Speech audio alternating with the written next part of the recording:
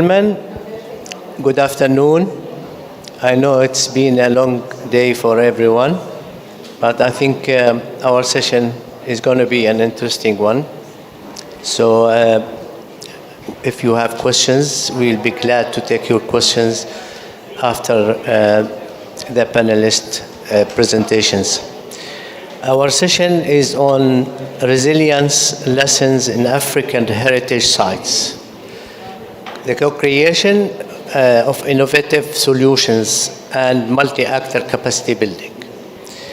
It's organized or co-organized by the Mohammed VI Foundation for Environmental Protection and the Foundation for the Safeguarding of Cultural Heritage of Rabat. The cultural heritage is a tangible, intangible, or natural. It's a source of sustainable and resilient architecture that is dealing with the changing environment. Heritage sites are prime illustration of the osmosis between human action and nature, thereby enhancing local character in terms of layout, choice of material, architecture perspectives, and orientation. The session will also initiate the debate on the importance of look back at what our ancestors achieved on urbanism and architecture without non-romantic view, but rather an analytical study of the resilient solutions in heritage sites, to face the current impact of climate change. Architecture, urban and archaeological heritage represent great potential in managing impact of global warming in urban and rural areas. By reviewing the building in its own factors context through traditional construction techniques and assessment method, providing lessons on sustainable and true evaluation of the environment. The session will examine case studies of cultural heritage sites facing the threat of climate change, with specific recommendations on how to address the situation in our modern cities, as well as the new guidelines and recommendations for strengthening resilience of urban heritage, risk mitigation, and heritage assessment management system. Experts will share insights and perspectives on sustainable management of listed sites, highlighting the age-old ecological value inherent to the building and conservation techniques while considering the effect of climate change. I want to give the floor to my colleagues Yusra An-Noor and Kinza Khalafi to present on the co-organizers, please. Thank you. Thank you, dear Wael. Hi, everyone, and welcome to our session on resilience lessons in African heritage sites, co-creation of innovative solutions and multi-actor capacity building. The Foundation for the Safeguarding of Cultural Heritage of Rabat and the Mohammed VI Foundation for Environmental Protection would like to thank the PCCB for giving us the chance to organize this session. We have an amazingly rich panel today, and we are very, very grateful for that. I'm Yusra. I am an executive manager and the conservation architect at the Foundation for the Safeguarding of Cultural Heritage of Rabat, and I will talk to you a little bit about our foundation and set the context or help contextualize the topic regarding climate change and heritage through our theme of today. Created by His Majesty the King of Morocco, Mohammed VI, the Foundation for the Safeguarding of Cultural Heritage was placed under the effective presidency of Her Royal Highness Princess Lalla Hasna. The foundation is dedicated to the preservation of Rabat's cultural heritage in all its aspects, whether tangible or intangible. Driven by the commitment of Her Royal Highness to educate and raise awareness towards cultural heritage, the Foundation engages in a continuous process of federating stakeholders for safeguarding our heritage. This process is translated in the Foundation's programs that are developed based on 3 guidelines: educate, raise awareness, and federate. These principles translate the Foundation's will and action to make Rabat's and Morocco's heritage a powerful lever for inclusion and cohesion. The safeguarding of cultural heritage is a climate action by definition.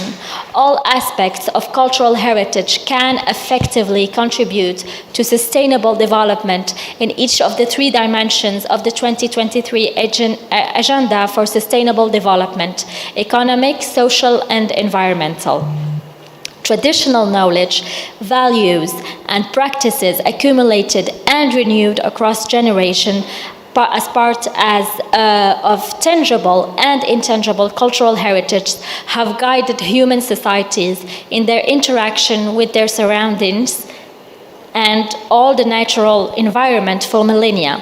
So today, the contribution of cultural heritage to environmental stability is recognized in many fields such as architecture, urbanism, construction industry, technology, biodiversity conservation, sustainable natural resource management, and natural disaster preparedness and response. Cultural heritage is actually the story of how humans interacted with nature.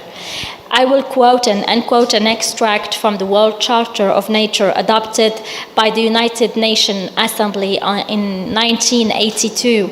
Civilization is rooted in nature, which has shaped human culture and influenced all artistic and scientific achievement.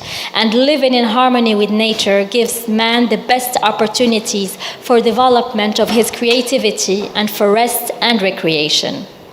For that, and to achieve a real impact, the Foundation's vision is based actually on 3 principles: educate, raise awareness, and federate. That leads the Foundation to design innovative structuring actions with the objective to be duplicated in other contexts and geographical perimeters at the national and international levels.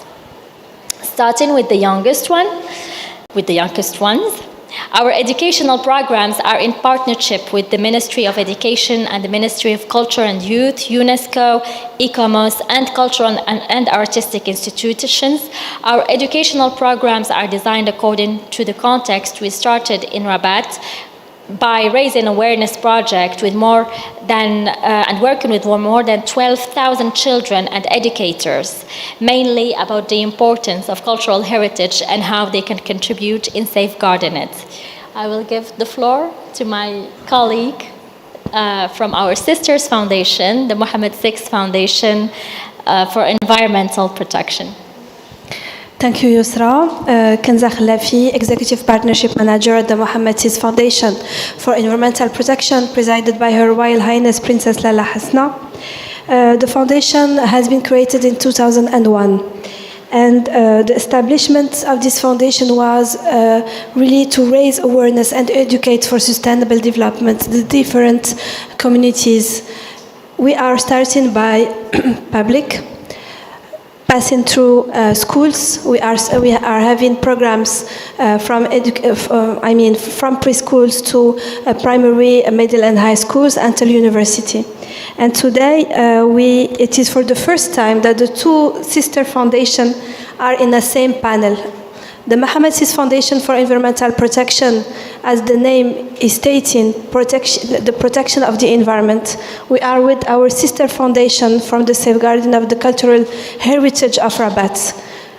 Environmental protection, cultural heritage, nature, human being, all these key words that really create this interlinkage. We are having a lot of similarities. The first one is collaboration. Both foundations collaborate with other organizations, governments, other stakeholders, private sector, universities, experts in the field, in order to raise awareness about the safeguarding of the heritage, the safeguarding of the identity, the love of the country, the love of the heritage, and especially if you achieve that, you will protect the environment. Advocacy and education is another similarity between the two foundations. We engage in advocacy and educational activities. We share the same strategic partner, the Ministry of Education of Morocco. And we start with the youngest. And let me please illustrate that with a case study. The Mohammed VI Foundation for Environmental Protection has one of its signature projects in the Palm Grove of Marrakesh. At Palm Grove, we will have a community of program beneficiaries, and I would like to highlight and make the focus on the primary and preschool, primary school that are local actors living in the Palm Grove of Marrakesh, living next to the Palm Grove. And through the educational programs of the foundation, we are trying to make them understand that they are the first stakeholders that need to preserve this fragile ecosystem. What we are doing at the foundation, for sure with the help of the Ministry of Education, educators that are really the central of this whole dynamic.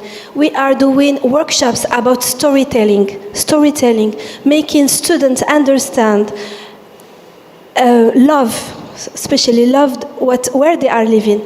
Storytelling that starts with intergenerational exchanges. Their grandpa and grandma, they are telling in their time how they were dealing with the water management. We are in a palm grove. Water management is really important for these communities. So ancestral practices are transmitted, and this is how we do it at the foundation, through storytelling. And one of the latest pedagogical tools that we have installed in the Palm Grove of Marrakesh, it's a kind of game that makes students at the same time play, but at the same time learn. There are images of the Palm Grove. What is the different specificities about this Palm Grove in Marrakesh? What is the main specificities of the region? So through play, through games, they are understanding. Through storytelling, they are understanding the how to protect the environment, and finally the long-term respecting and safeguarding their heritage. Thank you. Thank you. Thank you so much for my colleagues Yusra and Kinza, the co-organizer of this event. We want to give the floor. Before that, I want to introduce myself. Sorry, my name is Wael Ashhab. I worked for 24 years for the United Nations, UN Habitat and UNICEF. I have an engineering background. I worked very much in our region, in the MENA region, on conflict and post-conflict context, and I'm here with you to moderate this panel. I want to give the floor to Dr. Rohit Jangouzi. Dr. Rohit is a conservation architect and risk management professional from India, currently working for ICCROM as a project manager on urban heritage, climate change, and disaster risk management. He is also a vice president of ICOMOS, International Scientific Committee for Risk Preparedness. Dr. Rohit, you are with us online. Yes, I'm very much online, so I hope you can hear me well. Yes, you can use your presentation and share it online. Thank you so much. The floor is yours. So I hope thank you very much. Let me just share my screen. I hope my slides are visible now. So can you please confirm if it's all okay? It's clear and okay, perfect. Go ahead, please. Thank you very much. Okay, so first of all, thank you for giving me an opportunity to present in this very important gathering. I'm Rohit Jigyasu. I'm project manager at ICROM, which is an intergovernmental organization headquartered in Rome. So I'm going to very briefly talk about the climate change impacts on cultural heritage and how we can move from risk to resilience. We all know about the past and the projected changes in the surface temperature and also precipitation, and we know that the temperatures are on the rise and we are facing increased frequency and intensity of rains. The effect is, of course, very much more on cities, and therefore we are very much concerned about our future, not only about the temperature and the humidity, but also the impact of greenhouse gas emissions and the risks that are associated with them. Now, when we talk about heritage, we know that the climate change is also increasing extreme climate-related disasters, whether they are droughts, floods, extreme temperature, and therefore we know how heritage has been impacted. For example, not very long time back, wildfires had big impact on the historic town of Lahaina in Hawaii, but also much of the natural heritage was also affected very badly because of these fires, which were very unprecedented. We have also seen in the past the fires have been spreading in the forests, for example, affecting Parthenon, an important heritage site, where fires in 2007 and also 3 years ago have posed a grave risk to this very important World Heritage Site. Floods in Pakistan in 2022, 2 years ago, affected almost 1/3 of the country, but also many important archaeological sites were affected. This is one of the World Heritage Sites of Mohenjo-daro, which was very much damaged because of the high intensity floods, and also because water could not be really drained out, which affected mud structures. In Germany and in Belgium in 2021, unprecedented floods affected many historic settlements, but also we have seen in the Middle East region, in the Gulf Arab countries, there were heavy rains. In fact, a few days ago, we witnessed huge rains which affected many sites. In Bangkok, floods in 2011 affected many heritage sites, not only in the city, but also in the World Heritage Site of Ayutthaya, which is very important from the historic point of view. Another few examples that I just quickly share. This is archaeological site in Hanoi in Vietnam. Again, because of the high intensity and frequency of rainfall, water just could not be drained out of this site and caused huge impact a couple of years ago. Hurricane Sandy in 2012, and also 3 years ago, hurricane in New York affected many important wooden historic settlements, not only because of the heavy winds and the storm, but also because of fire that followed these hurricane. So we also need to know that there could be many hazards that can follow each other as a result of the impact of the climate-related disasters. Now talking about some other kind of events, we know that many of our heritage sites are located along the coast, and sea level rise is posing a grave threat to them. For example, Jamestown Archaeological Site in the United States is under extreme threat, and it is expected that in 50 years the whole site will be underwater. We also know that many other sites along the world are really at risk because of sea level rise. Climate change is also increasing the rate of deterioration, rate of erosion, and therefore we have to be also concerned about the effect that can be there because of the higher frequency of the deterioration or high rate of deterioration. We also need to understand that climate change is having many indirect impacts, which are not only limited to the natural impact on the materials, but also it is also causing conflicts are also causing increased theft and vandalism. For example, in Mongolia, where the nomadic herders can no longer practice their traditional livelihoods, they are forced to sometimes go for looting of the archaeological artifacts because of the lack of livelihood opportunities as a result of the change in the climate. So we also need to be really aware that there could be many direct and indirect effects. This is just a survey that was conducted, which shows how the different kinds of negative impacts on World Heritage properties have been observed by the site managers, who, in fact, we can see that 53% of the site managers from World Heritage properties mentioned extreme rainfall events as a very extreme risk that they are already confronting on their World Heritage properties.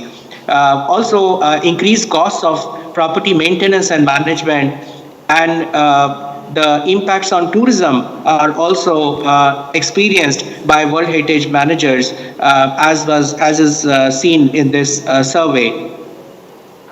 So we also need to be mindful that there are many other kinds of impacts that maybe we are not able to visibly see, but over the long term, we can see, for example, the impacts on biodiversity, on local communities or indigenous peoples who are sometimes forced to relocate from their sites.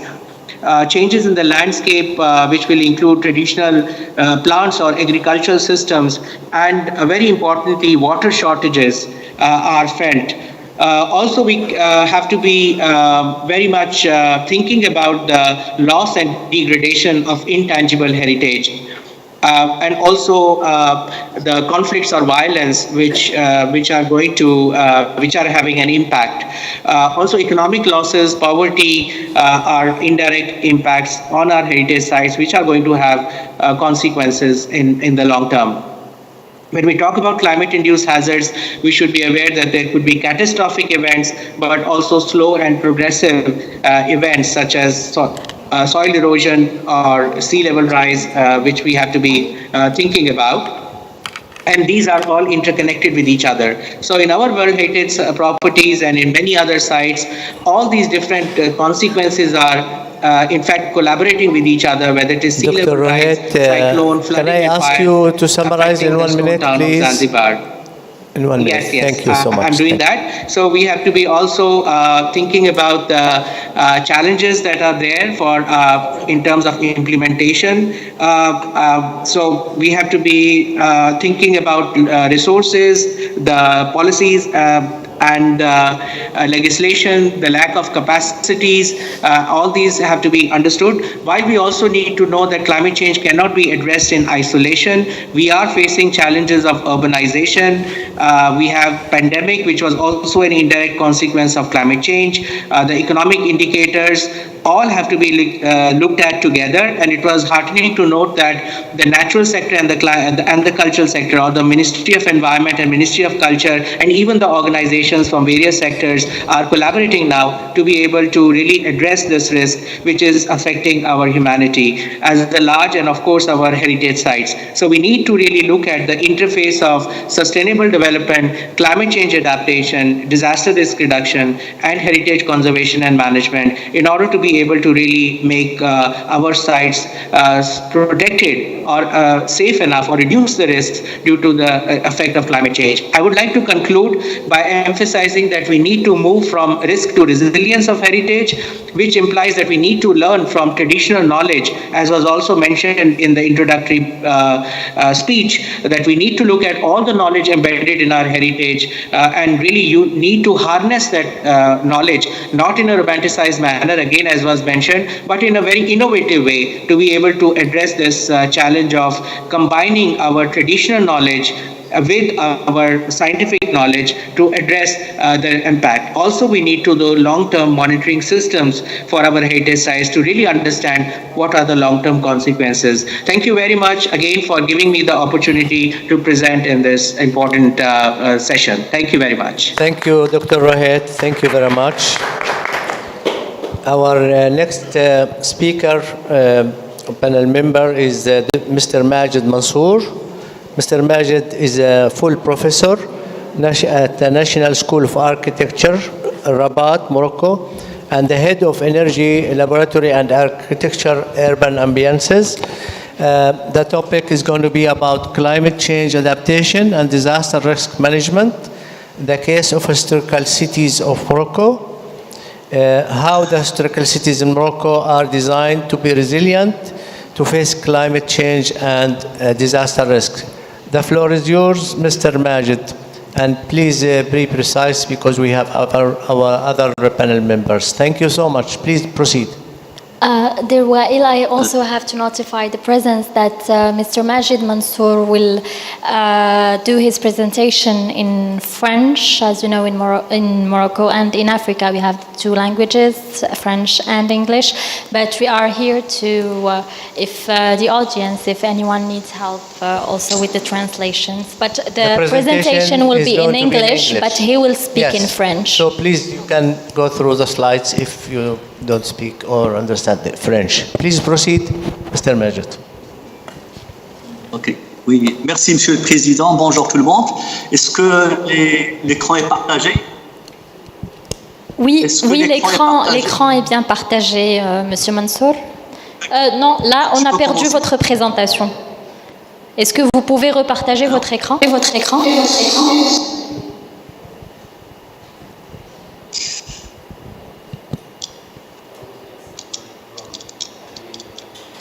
Non, j'ai plus la main sur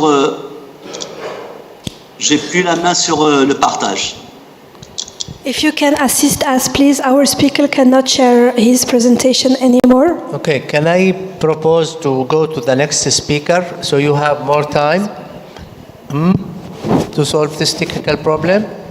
Well, yeah. So please bear with us, Mr. Majid, until... Alors, je vais lui dire en français quand même. Monsieur Majid, alors on va passer au speaker, juste le temps qu'on règle le petit problème technique.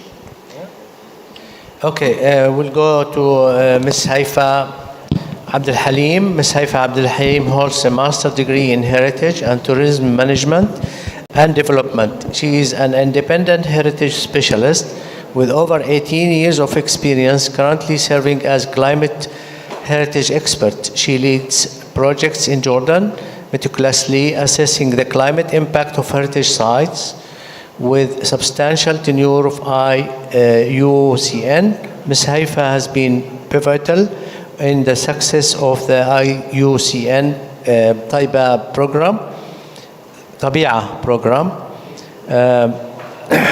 showcasing her expertise in natural world heritage.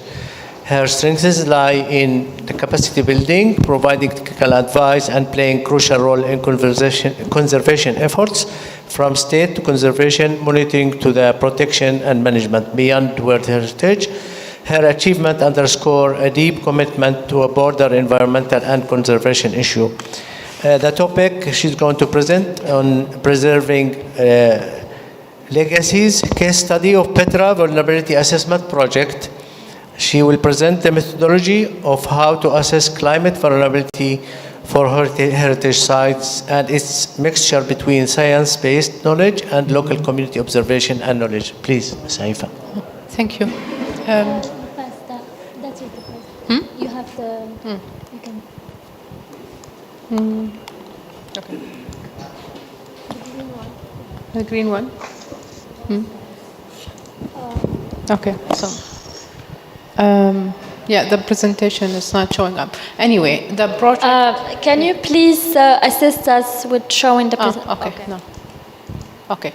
So, yeah, the project is actually, it's actually developed by several institutions globally. It's a global project funded by the National Geographic Society. And there were 10 sites. 2 sites are implementing and the rest 8 sites are observing. So one of the case studies we were really implemented is Petra. So the project is actually mainly led by Petra National Trust and Petra Region Authority for Tourism and Development. The project is about understanding vulnerability of heritage sites and the impact of climate change on these places.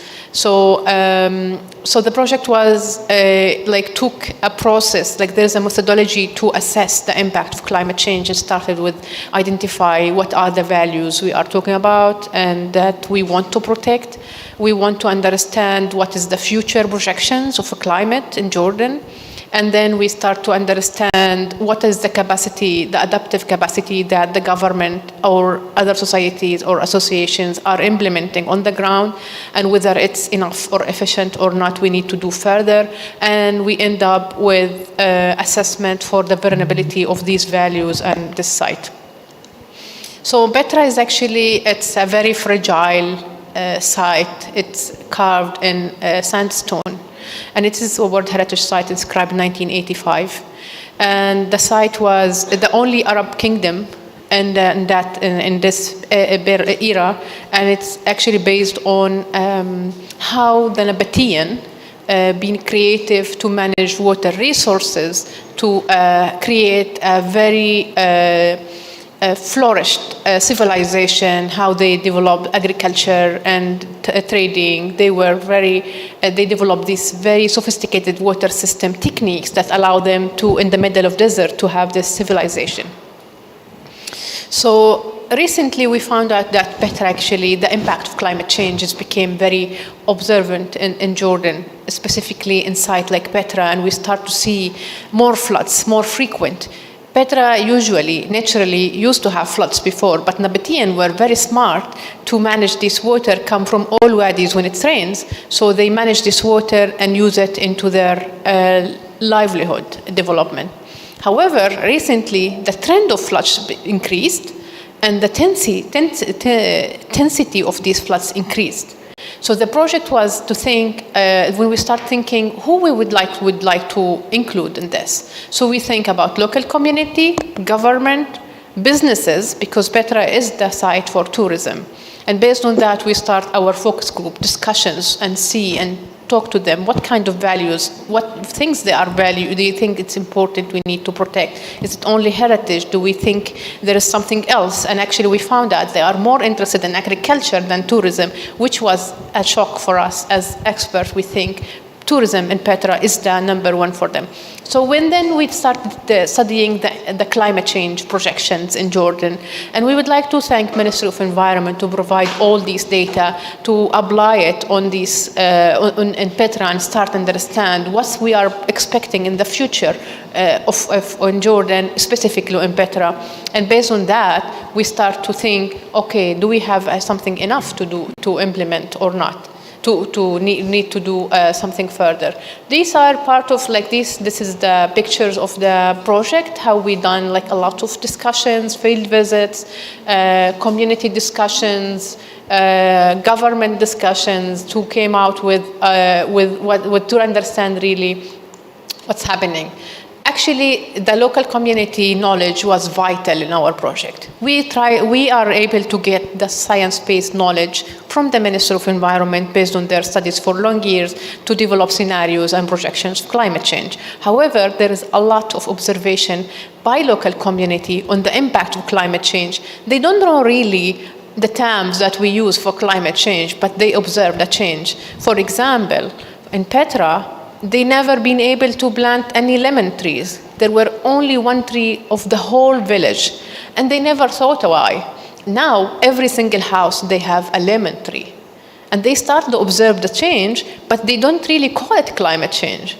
They observe changes. For example, the winter is wetter for them. They used to do pottery. It's dried by air, but now they need to have special techniques to dry it before cook it. So all these observation, we cannot find it in report unless we go on the ground and hear from them. This is what's added from this project. So what we found out, there were many insights from the project, and we learned, and this is what we really would like to share with other sites, which when they were with us in Petra, it's the most important thing how to create an effective communication channel with the community and other partners. In addition, to use our project as a platform to communicate between different stakeholders. Second, the local community they provide more profound and comprehensive understanding to assess. They provide us this kind of ability to look into a wider vision. Yes, it's a detail, but a wider vision, what kind of impact we can have on the climate change. The local knowledge cannot be separated from the technical knowledge, from scientific-based knowledge, when we talk about climate change, because it's directly affecting their lives. And also the proper communication about climate change, the more effective impact we will have on the ground and more effective responses we will have. Lastly, I would like to mention that normally when we talk about heritage, we forget about communities. We forget about their own values. Specifically, when we talk about World Heritage, we keep talking about World Heritage value, but we don't really think about their own local value and how they value their sites. And thank you.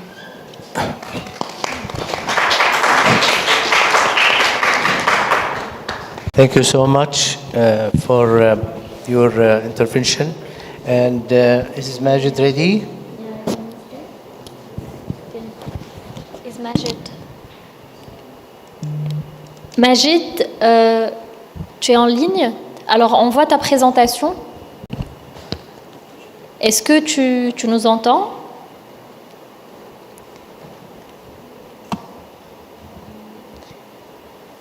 Oui, c'est bon, je vous entends. Oui, peux-tu mettre ta présentation, parce que là on voit l'écran de ton PC. Voilà, en mode plein écran, comme ça. Très bien, super.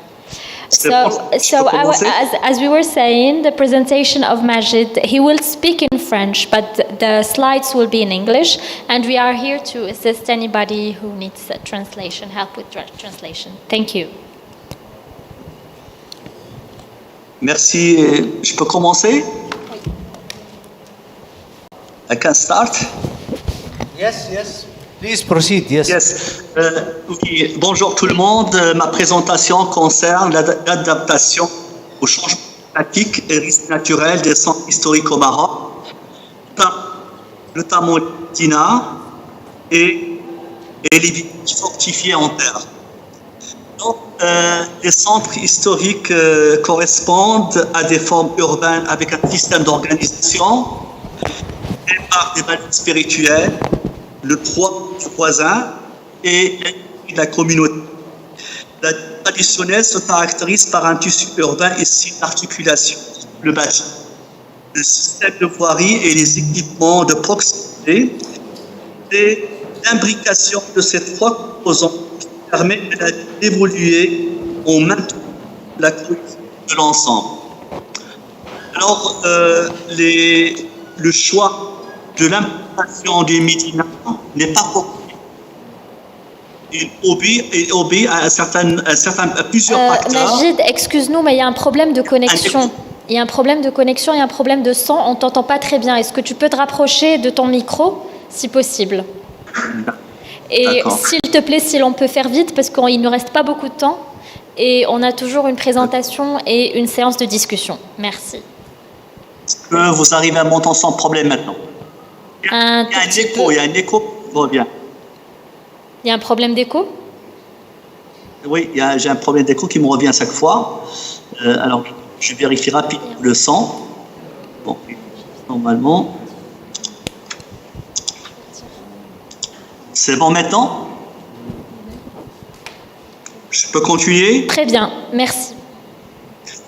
Donc, je dirais que l'implantation de ces médinas, il est guidé par certains principes, notamment historiques, économiques, la proximité des eaux, l'implantation des constructions et les faite selon la topographie, le flux des vents, l'orientation du soleil, et les fonds dans les médinas sont des formes compactes avec des murs bien, des grands volumes par rapport aux surfaces de contact avec l'extérieur. Cette compacité confère à ces constructions une performance énergétique. le cycle de l'eau dans la Médina la Médina, elle est faite avec l'eau, elle est conçue avec l'eau. Et, par exemple, la Médina de Fès, on voit toujours deux réservoirs, un grand réservoir qui est destiné pour alimenter les grands équipements, les fontaines publiques, et le petit réservoir qui est destiné pour alimenter les maisons. Donc, en cas de sécheresse, on est sûr que les grands équipements et les fontaines publiques sont alimentés en eau. Alors, le patio qui représente l'élément central dans les Médinas, dans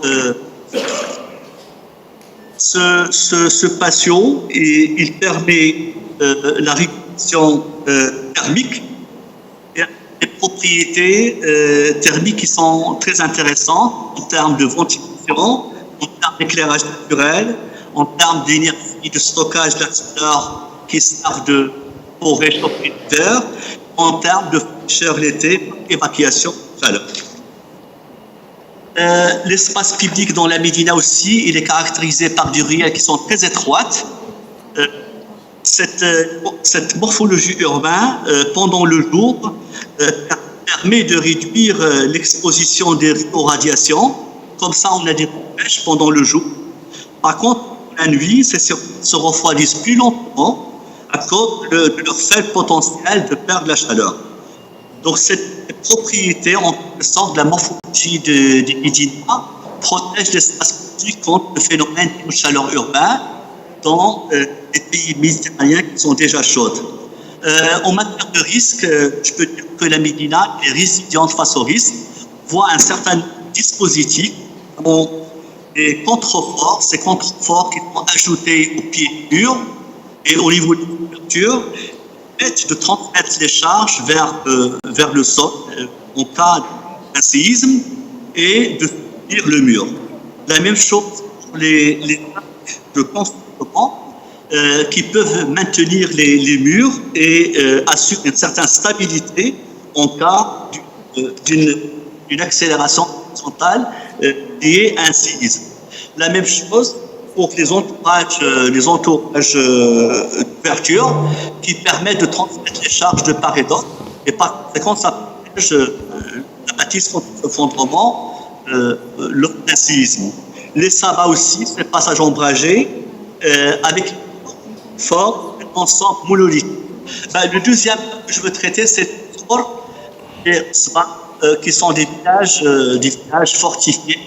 Mr. Majid, can I ask you please to summarize in 1 minute because we have 2 other panelists. Thank you. D'accord. Donc, c'est sol et spa fortifiés dans leur environnement. Ces sol et spa sont construits. On peut aller dans les hauteurs. Je protège les murs contre les remontées capillaires de l'eau. On met la simulation thermique de ces maisons construites en terre pour que dehors, une grande fluctuation de température qui peut être à 0 degré l'hiver et peut excéder 45 degrés l'été. Par contre, en faisant les températures sont beaucoup plus stables, donc 15-20 degrés l'hiver et n'excède pas 30 degrés l'hiver. C'est les collectifs.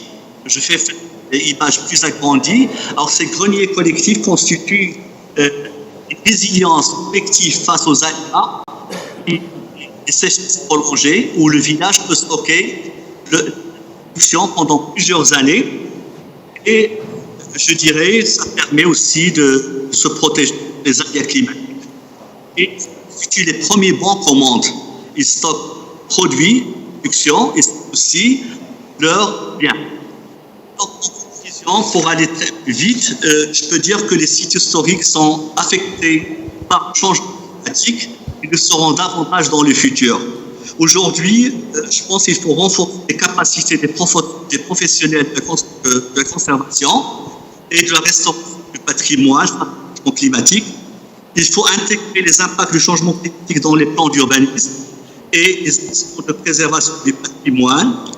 Il faut encourager la recherche sur les matériaux locaux, notamment la terre, la pierre, avec stabilisation dans un contexte de changement climatique. Et finalement, il faut des acteurs locaux pour le financement du climat. Voilà, je vous remercie. J'avais un propre leçon de recours. Je vous remercie pour votre attention. Et si vous avez des questions, je serai ravi de répondre. Thank you so much, Mr. Majid. Thank you. Our next panelist is Ms. Sada Al-Bashir. Ms. Sada is a Tuareg indigenous woman from Niger, a member of Indigenous People African Coordinating Committee, whose training and life as a nurse has led her to become an passionate indigenous woman, working very much and focusing on health advocate and founder of the organization of TUNFA. TUNFA is located in Agadez and aims to promote social protection, good living conditions, and the health of the surrounding indigenous people, Flunay, Borono, Tupos, and Tuareg. The organization is widely supported by these communities, and Sada is seen as an inspirational leader. Sada is also vocal about other issues facing indigenous people and has spoken at various international platforms such as climate change in Agadir, Morocco in 2017. The floor is yours. Same thing for Sada. She will be speaking in French. Alors Sada, on te donne la parole. Merci beaucoup. Merci Isra, merci tout le monde. Donc c'est juste quelques présentations que je vais essayer de faire, et surtout en ce qui concerne notre patrimoine matériel face au changement climatique. Donc le changement climatique constitue une menace pour notre avenir. C'est un véritable danger pour l'humanité en général et pour notre patrimoine matériel et immatériel en particulier. Les répercussions météorologiques et environnementales impactent dangereusement la vie de nos monuments et de nos habitations. Nos ancêtres ayant senti les signes avant-curseurs du réchauffement climatique ont aussi développé des méthodes d'adaptation et ont bâti par conséquence une résilience à travers des connaissances acquises de génération en génération. Au Niger, nous avons plusieurs sites et monuments ancestraux protégés au fil des générations. Ces monuments ont fait leur entrée au patrimoine mondial de l'humanité grâce aux efforts de la population et du sultan de l'Aïr, qui est un grand artisan de la consolidation de la paix, de la prévention et de la gestion des conflits au sein de nos communautés. Dans ce cadre, je vais vous parler du patrimoine matériel de la région d'Agadez. Le premier bien culturel du Niger inscrit sur le registre du patrimoine mondial de l'UNESCO est le centre historique d'Agadez ou vieille ville d'Agadez, qui est constituée de 11 quartiers comprenant le noyau historique de la ville. La ville a été inscrite le 22 juin 2013 lors de la 37e session du comité du patrimoine tenue au Royaume du Cambodge. Les raisons ayant guidé le classement sont entre autres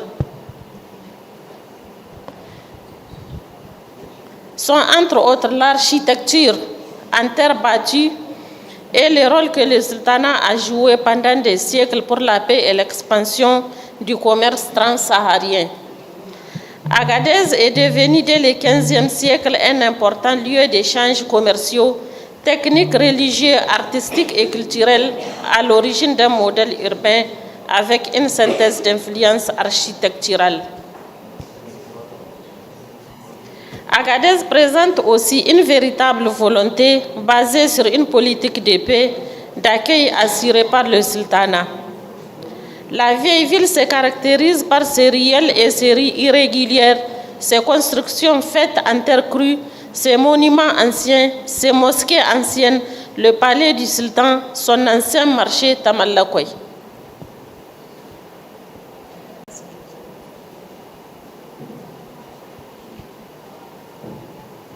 Donc ici c'est l'entrée du sultanat d'Agadez avec la mosquée.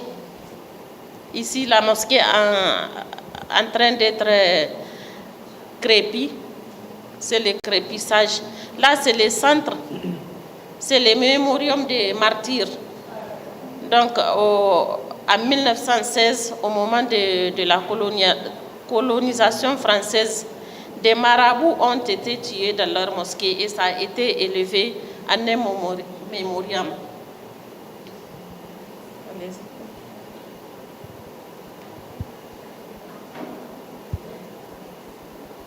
Donc, je vais vous parler du palais du sultan, le palais des sultans. Il est construit en 1904 par les Touaregs pour abriter la dynastie des sultans d'Agadez. Sa structure est entièrement faite en terre battue, argile mélangée à de l'eau. Dans les temps, ça servait de prison et de lieu d'attraction à la population, surtout les jours des fêtes religieuses. Le système traditionnel du sultanat est toujours en place. Les bâtiments bien conservés malgré quelques modifications. Can I ask you to summarize in 1 minute quickly because we have a final panel member. Oui, on peut passer aux photos pour que je puisse expliquer les photos. Donc c'est la conservation de la mosquée par des travaux communautaires communément appelés Gaïa. Donc c'est des jeunes et des personnes influentes de la ville qui se retrouvent pour organiser ce travail de crépissage. Ça se fait une fois par an, à la veille de la saison pluvieuse.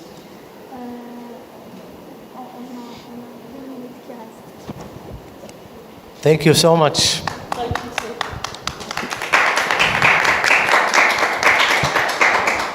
Our last panelist is Mr. Edward Cabay.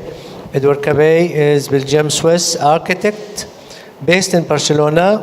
He's a program head and senior faculty at the Institute of Advanced Architecture of Catalonia, where co-director of 3D PA printing, meaning with Alexander Dupour, a program that focuses on developing new housing solutions with 3D printing using earth material, enabling non-standard building solutions with kilometer zero, fully recyclable material that requires minimum energy. I want to give the floor to Edward Cabay to talk about the 3D printing in 5 minutes. Thank you very much.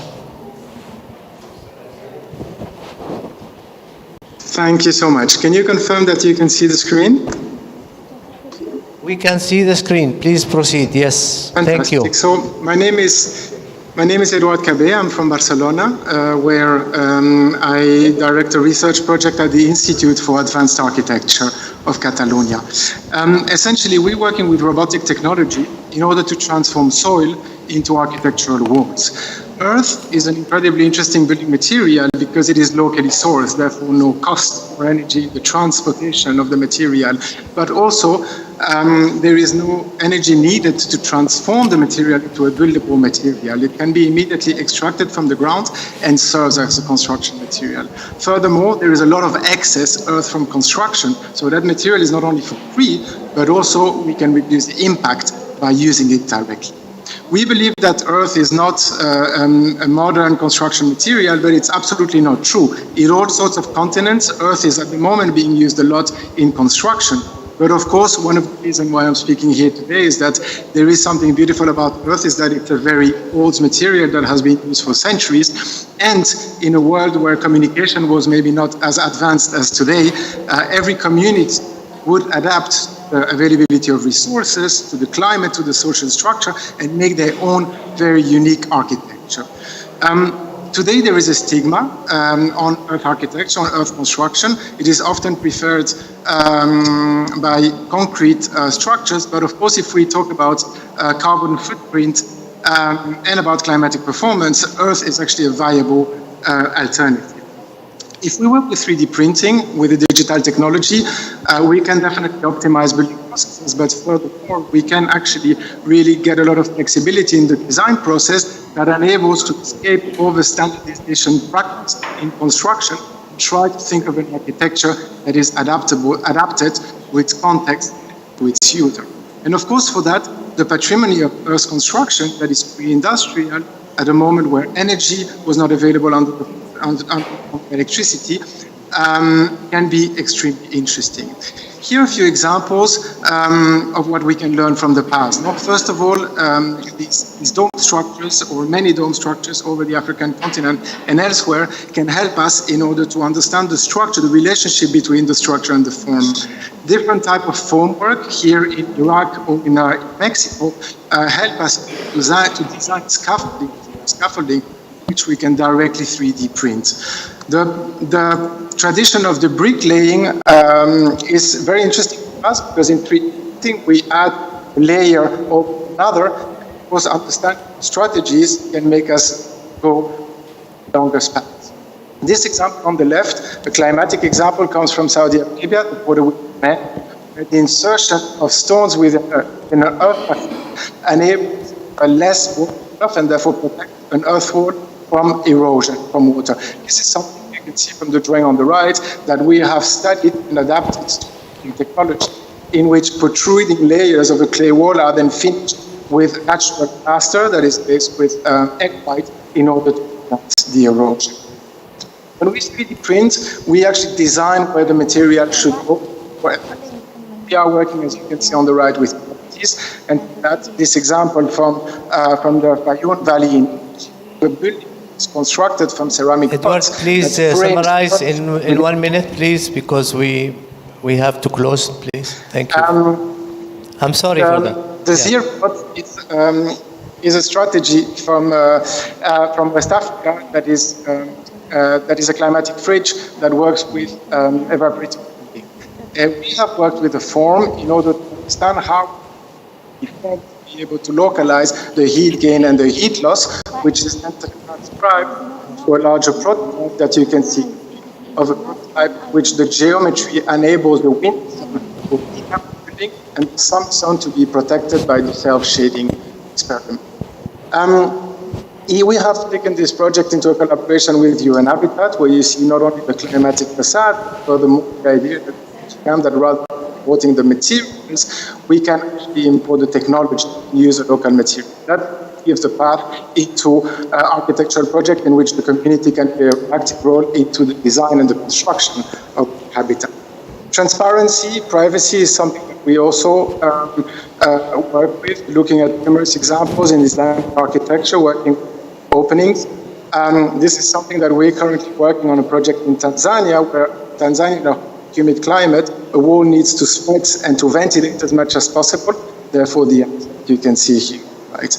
We like a lot to study the plant distribution that in very often vernacular architecture go away from contemporary, very standardized way of building and try to take advantage of this digital technology in order to provide architecture that is adapted to the user. To finish off, I will show a 1-minute video.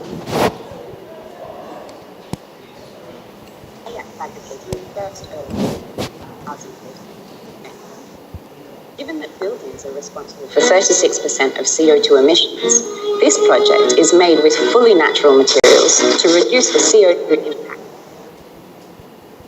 Soil is extracted on site, and the material is optimized enzymes and fibers to structure and perform when used for printing. From intensive research into local soils properties, as a prototype made of durable geopolymer structure, CapaCITES natural soil mixture for the walls, and a timber structure and joinery details for the roof. The design includes built-in ergonomic 3D printed furnishings.